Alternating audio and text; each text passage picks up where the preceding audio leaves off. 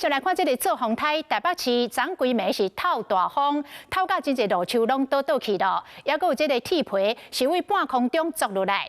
家庭人员赶伫咧透早上班上课，进前咧要排除这个障碍，但是这个倒滚啊、清长的树啊，要伫咧短时间内全部来清除是真困难，所以有袂少人的通勤拢受到影响。就参国防部长顾立雄到立法院嘛来指导，市长蒋万安讲有拜托着各单位协助来排除，到早起的8点为止，这主要的干道已经清掉8成了。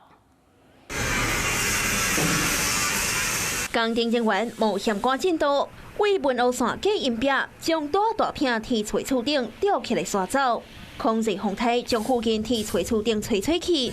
现场用3点钟拼一个上班上课进程，让文湖线恢复原状。台北市几位所在拢受灾，热日头的边仔挡袂过风雨，颠倒成做堤顶甲宽东大道的障碍。 严格遮是家人往内湖科学园区重要道路，车流量真大，互现场的交通拍结。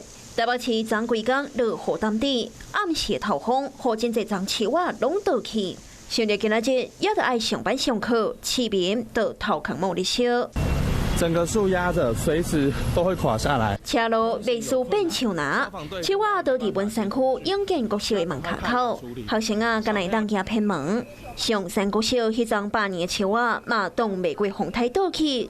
台北市规暝透风落雨，未少人去抓准，今仔日会阁停班停课，互市民精力加远。那个没风没雨你都停课，你为什么今天不停课？今天搞得大家都很混乱，很多树都倒了，然后还有屋顶也倒下来了，很危险，所以要骑慢一点。行伫车路顶，未输是咧比障碍赛。 大家通勤时间拢互前掉。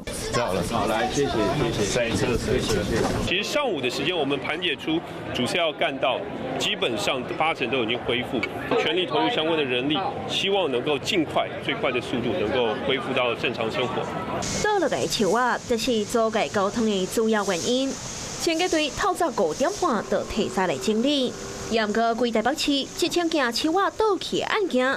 要伫短几点钟内处理好势，很艰难。施工通勤受到影响，市民难免的怨叹。